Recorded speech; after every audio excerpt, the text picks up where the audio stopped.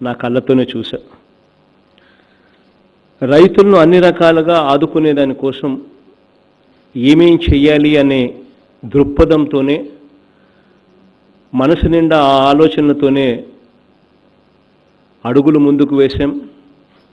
చివరికి మేనిఫెస్టో కూడా దానిని మనసులో పెట్టుకుని రూపొందించాం. రైతు ఇబ్బంది పడకుండా వ్యవసాయం జరగాలి అని అంటే రైతు నష్టపోకూడదు. ఇది ప్రధానమైన అంశం. రైతుకు నష్టం జరగకుండా రైతు లాభపడేలా వ్యవసాయాన్ని ఎలా తీర్చిదిద్దాలి అన్న ఒకే ఒక్క ఆలోచనతోనే ఆలోచనలు ముందుకు వెళ్ళాయి. మేనిఫెస్టో రూపకల్పన కూడా జరిగింది. ప్రధానంగా రైతుకు 3 సందర్భాలలో రైతు సమస్యలు ఎదుర్కొంటాడు. ఒకటి, రైతు పంట వేసేటప్పుడు ప్రొడక్షన్ స్టేజ్లో. ఈ ప్రొడక్షన్ స్టేజ్లో రైతు ఎదుర్కొనే సమస్యలు, ప్రొడక్షన్ ఖర్చు మనం తగ్గించగలిగితే రైతు లాభాల బాట పడతాడు అనేది గట్టిగా విశ్వసించి, రైతు ఖర్చును ఎలా తగ్గించాలి అన్న ఆలోచనలతో మొట్టమొదట అన్ని ప్రణాళికలు చేశాం. తర్వాత రెండో స్టేజు, రైతుకి ఏదైనా అనుకోనిది ఏదైనా జరిగితే, ఏదైనా వరదలు వచ్చినా, కరువు వచ్చినా రైతు నష్టపోయే పరిస్థితి వస్తుంది. ఆ పరిస్థితి వచ్చినప్పుడు రైతు నష్టం జరగకుండా రైతును ఎలా కాపాడాలి అనేది రెండవ ఘట్టంగా సాగింది. అన్ని కష్టాలను రైతు దిగమింగుకొని, అన్ని కష్టాలను అధిగమించి రైతు చివరికి పంట వేసిన తర్వాత, పంట చేతికొచ్చిన తర్వాత ఆ రైతు ఆ పంటను అమ్ముకోలేని పరిస్థితిలో, లేకపోతే గిట్టుబాటు ధర రాని పరిస్థితిలో రైతు ఉంటే అప్పుడు ఆ రైతు నష్టపోయే పరిస్థితి వస్తుంది అన్నది మనందరికీ తెలిసిన మూడవ అంశం. ఈ 3 అంశాలను అధిగమిస్తేనే వ్యవసాయం అన్నది ఒక పండుగగా, రైతన్నవాడు లాభాలలో వ్యవసాయం చేసుకునే పరిస్థితి అనేది ఉంటుంది. ఈ 3ని ఎలా అధిగమించాలి అనే ఆలోచనతోనే ప్రతి కదలిక, మన ప్రభుత్వం అధికారంలోకి వచ్చిన తర్వాత ప్రతి కదలిక సాగింది. మొట్టమొదటిగా రైతును పంట వేసేటప్పుడు రైతును ఎలా తోడుగా ఉండాలి అనే మొట్టమొదటి అడుగులు పడ్డాయి. రాష్ట్రంలో చూస్తే దాదాపుగా 50% మంది రైతులకు 1/2 హెక్టార్ లోపు ఉన్న రైతులే. అంటే 50% మంది రైతులకు ఉన్న విస్తీర్ణం నా కళ్ళతోనే చూశా. రైతులను అన్ని రకాలుగా ఆదుకునే దానికోసం ఏమేం చెయ్యాలి అనే దృక్పథంతోనే, మనసు నిండా ఆ ఆలోచనలతోనే అడుగులు ముందుకు వేశాం. చివరికి మేనిఫెస్టో కూడా దానిని మనసులో పెట్టుకుని రూపొందించాం. రైతు ఇబ్బంది పడకుండా వ్యవసాయం జరగాలి అని అంటే రైతు నష్టపోకూడదు. ఇది ప్రధానమైన అంశం. రైతుకు నష్టం జరగకుండా రైతు లాభపడేలా వ్యవసాయాన్ని ఎలా తీర్చిదిద్దాలి అన్న ఒకే ఒక్క ఆలోచనతోనే ఆలోచనలు ముందుకు వెళ్ళాయి. మేనిఫెస్టో రూపకల్పన కూడా జరిగింది. ప్రధానంగా రైతుకు 3 సందర్భాలలో రైతు సమస్యలు ఎదుర్కొంటాడు. ఒకటి, రైతు పంట వేసేటప్పుడు ప్రొడక్షన్ స్టేజ్లో. ఈ ప్రొడక్షన్ స్టేజ్లో రైతు ఎదుర్కొనే సమస్యలు, ప్రొడక్షన్ ఖర్చు మనం తగ్గించగలిగితే రైతు లాభాల బాట పడతాడు అనేది గట్టిగా విశ్వసించి, రైతు ఖర్చును ఎలా తగ్గించాలి అన్న ఆలోచనలతో మొట్టమొదట అన్ని ప్రణాళికలు చేశాం. తర్వాత రెండో స్టేజు, రైతుకి ఏదైనా అనుకోనిది ఏదైనా జరిగితే, ఏదైనా వరదలు వచ్చినా, కరువు వచ్చినా రైతు నష్టపోయే పరిస్థితి వస్తుంది. ఆ పరిస్థితి వచ్చినప్పుడు రైతు నష్టం జరగకుండా రైతును ఎలా కాపాడాలి అనేది రెండవ ఘట్టంగా సాగింది.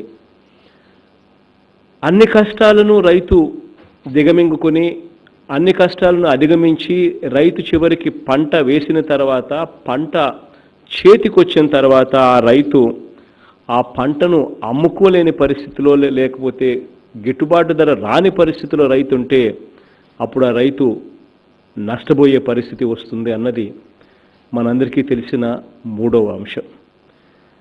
ఈ మూడు అంశాలను అధిగమిస్తేనే వ్యవసాయం అన్నది ఒక పండుగగా రైతన్నవాడు లాభాలలో వ్యవసాయం చేసుకునే పరిస్థితి అనేది ఉంటుంది.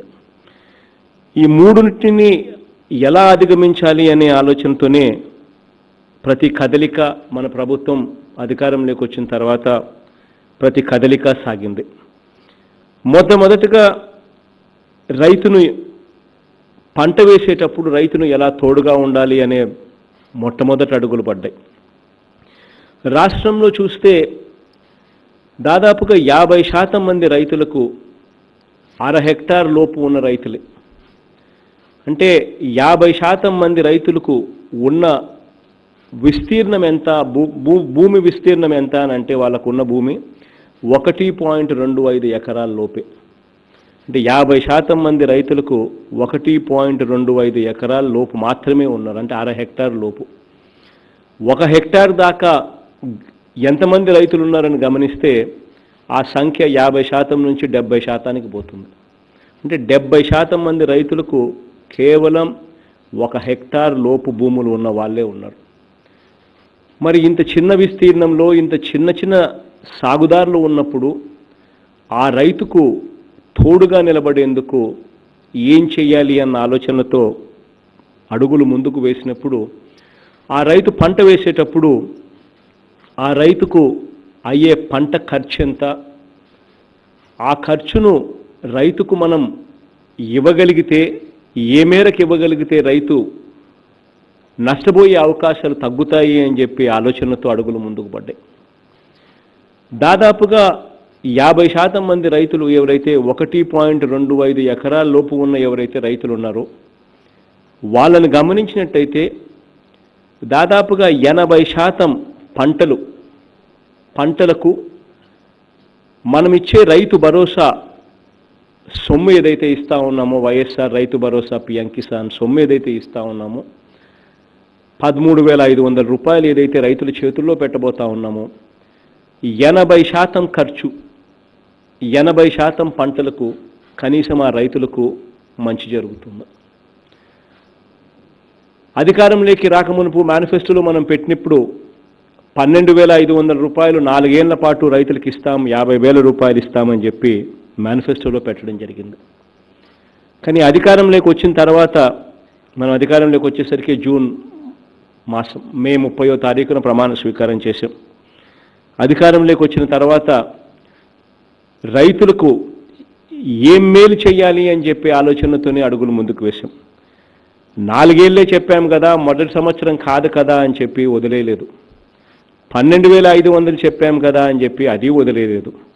చెప్పిన దానికన్నా ముందుగా 4 ఏళ్ళు చెప్తే 5 ఏళ్ళు ఇచ్చేట్టుగా, చెప్పింది 12,500 అయితే చెప్పిన దానికన్నా మెన్నుగా 13,500 రూపాయలు ప్రతి సంవత్సరం ఇచ్చేట్టుగా 13,500 ఇంటూ 5 ఏళ్ళుగా అంటే 67,500 రైతుల చేతుల్లో పెట్టే కార్యక్రమం ఈ 5 సంవత్సరాలలో చేయడానికి నిర్ణయం తీసుకున్నాం. ఇచ్చే ఆ సొమ్ము కూడా ఏదైతే ఇస్తా ఉన్నామో రైతుకు